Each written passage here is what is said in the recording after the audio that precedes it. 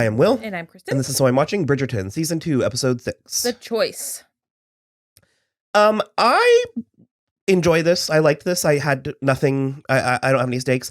I do think there was an element of it that sort of felt like it was convoluted, like it was messing things up just to mess things up in a way that I feel like from what you've told me, it goes a different way in the book. Yeah. I think I'm going to throw it to you in a second, but I was going to say I have a theory as to why I think they might be doing that. And I think it's because the books are very, like you said, each book is based on a different sibling. And I think this is more of an ensemble TV show.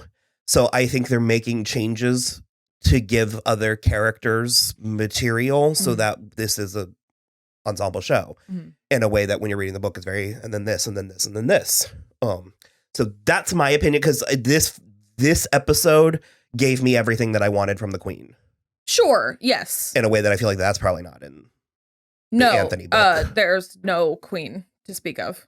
Oh, is she created for the show? There is a queen, but they don't. She's not this way.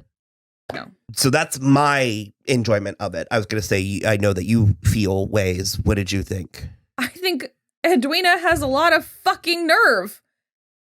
Oh, I loved her. I thought she... Okay, by the end, it was whatever, but she was so harsh to Kate, who, by the way, spent the first 4 episodes insisting that Edwina pick literally anyone else.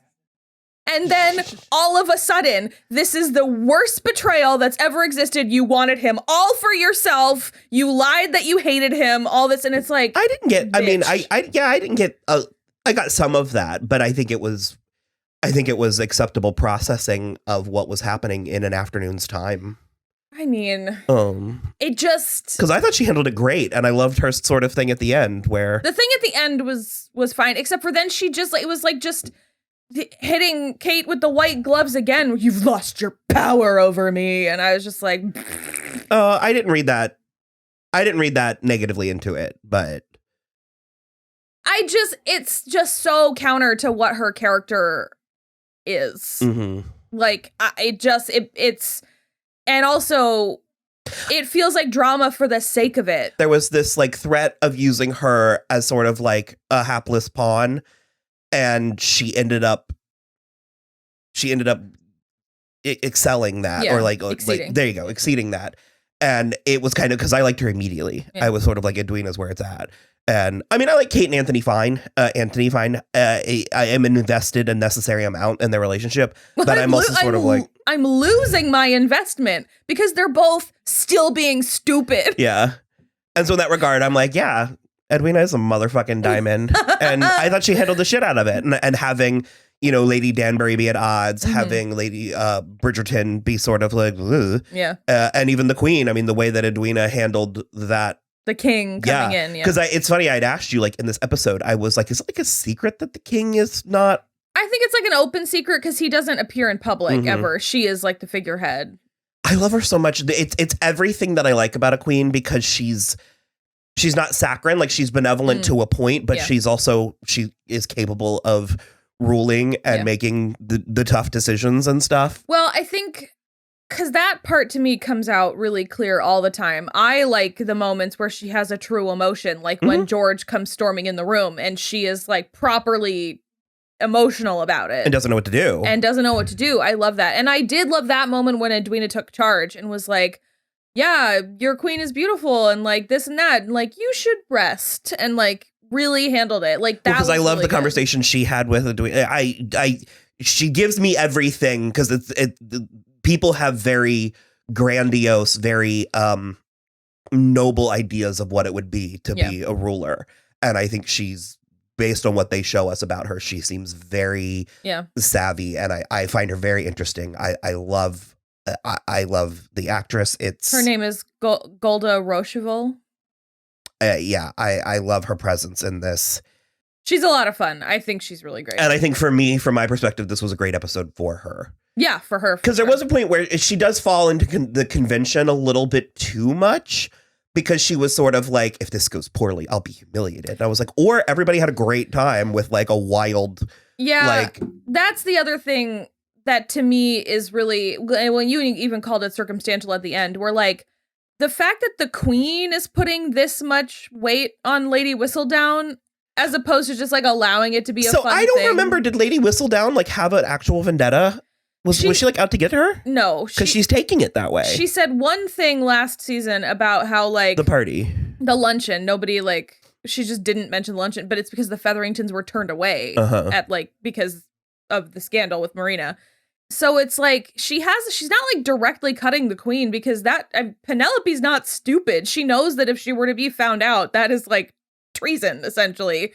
And so she's not directly cutting the queen. And so I don't really know why the queen is again, like that was you would think at a certain point, like the distraction would be beneficial. Yeah. Like to give them this thing to gossip exactly. over. Where it's like you putting this much weight on it says more about you than it does about Lady Whistledown. Which I think we'll explore. I mean, we got 2 more episodes this season, so I think something will come of it. Yeah, at this point, I'm pretty sure it's gonna go one of 2 ways. I think the queen thinks it's Eloise because she keeps going to the printer, but the other way is that they found out about the modiste somehow.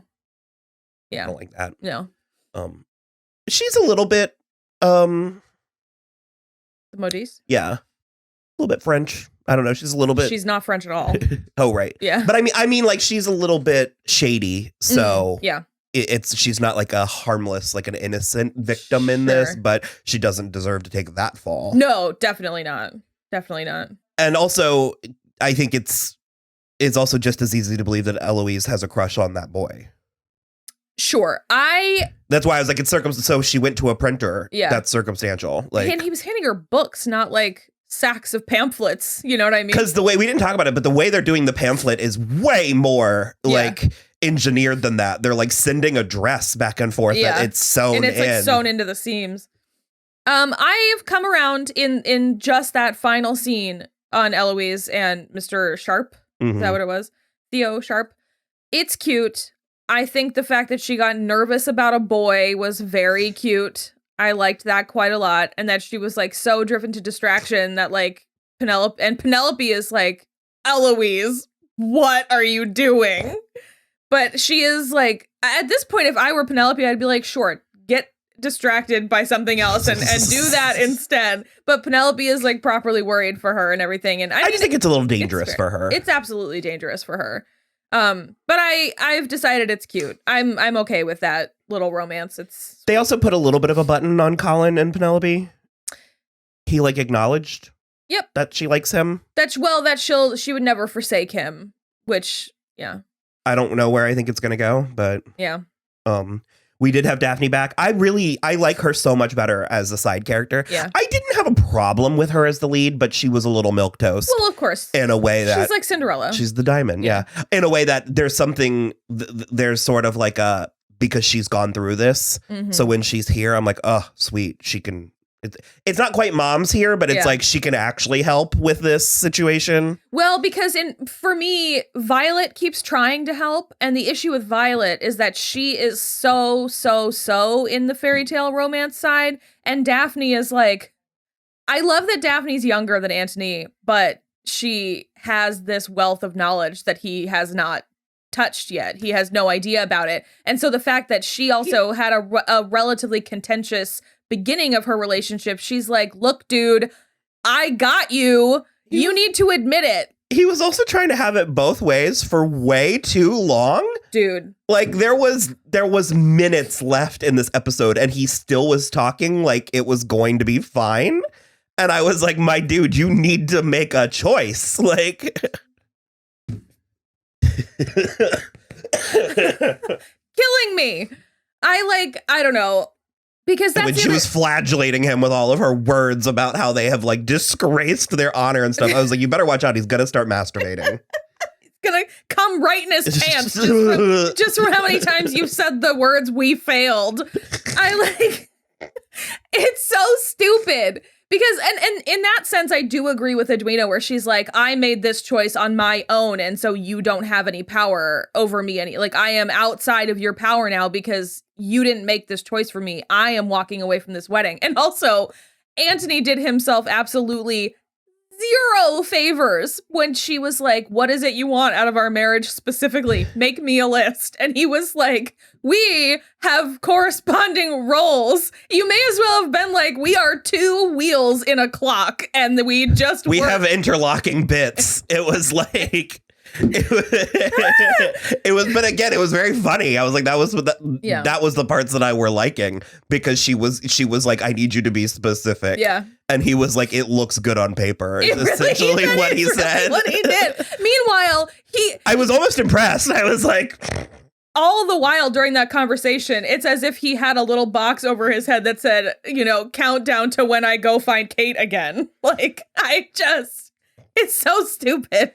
Also, I fucking called it with cousin cousin Jack and Portia. They had a weird moment. The moment that he walked down those stairs, I went, I don't know. I could the casting of him. Yeah. And I was like, there's no point in having Polly Walker and not doing anything more with her. Like, because she's just been an accessory to her, like, ridiculous daughters. Yeah. And there was something about it from moment one where I was like, the two of them. I mean, they can't feasibly get married, though. Why? Just because of the relation? She can't have children. She can't have more children. Then there's... None of them have any money. I mean, there's a lot of things that... money, but, like, he needs an heir to then secure... to continue steal a baby. It. I mean... she could steal a baby, 100%. That is so low on the, like, the list of my worry. Okay. Could you imagine her faking a pregnancy? I could. I think she is a beautiful woman, but she's north of 35. Let's put it that way. North of 35. That's going to be our first t-shirt. Finally, 6 years into this shit. What was it from Game of Thrones where it was like, my daughter is the most beautiful woman in the world, rich. She's old. So, no, I don't know. R.I.P. That part, because she needs something more juicy. Yeah. And well, I love that they're in this scheme together now. It's very interesting. And he seems to have everyone's ear, although Will looks a little suspicious of him, which is fascinating. I love it. I love the integration. Is Will from America? No, I don't think so. Okay. No, but they were poor. But then he fixed that race, or the boxing match with Mr. Featherington. I should watch the first seasons of shows again. Because I watched it, but I mean, that was a year ago. It was more than like a year and 3 months. Yeah. Miraculous under both prestige, like, streaming shows and COVID that we got this arguably a year later. Yeah, no, super good. I kind of would like something from Prudence, or to get rid of her. She's not really doing anything, and same with Cressida and her mother. I would like something to... I mean, I know you need, like, a peanut gallery. I know you need, like, stock characters, but they are a presence on this show, and they're not really doing anything interesting. They're a lot more pointed than they were in season 1, and having removed Philippa from Prudence's side is not doing Prudence any favors, and in fact is making her look dumber and meaner to Penelope, because when they had each other, they didn't really like acknowledge Penelope, and now it's all like, and even Portia is like, would you rather have zero prospects like your sister? And it's like, whoa, Mom. Well, it's like even the two youngest Bridgertons, they give them like one-liners, like they give them zings, and so it's like, that's especially from a character. Well, Prudence or Cressida, I would desire a joke or something, because it's like, I'm totally fine with villains. I'm totally fine with, I love bitchy society women, but it's like you need to do something more than sneer. I like want something actually. Yeah, because in the end they were talking like mad trash about Violet, and she was standing right there. And I did love Daphne coming in and like egg. Shall we go? Yeah. Picked up some egg and rubbed it all over their face. Yeah. But. It's sort of like where Cressida had that secret about Daphne and the Duke for like 2 episodes in season 1. And it's like she was properly scheming. And it's like, now you're right. They're just like standing around talking shit. And it's like, okay, glass houses. Like, or humanize one or both of them. Yeah. Like give us something to like actually. Yeah, I agree for sure. So, but that's just a personal preference of mine. But yeah, I mean, all in all, I am enjoying it. I don't know that I think every decision makes the utmost sense, but again, it's also very tropey. It's also because I can't remember if it was this episode or the last episode. I was like, we're getting dangerously close to Hallmark television, Hallmark movie territory with some of the plotting that I think this deserves a little bit better. So, I think we navigated away, but yeah, and then I get what you mean, and I understand also what you mean about like that the books are a little more linear, and a like, book is a different thing. It's a different medium on purpose. Like, however, none of this we could have avoided.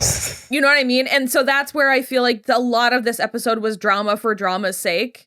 And like it gave Edwina like a couple of moments to shine, but it like tore apart the Sharma family in a way that they are a fully integrated unit in the entire book. And I don't like these three women of color being torn apart by a white man, you know? Yeah, I didn't, like I said, I don't get that. And for me, it was, I appreciated seeing this in Edwina. Like from moment one, I saw this potential in her.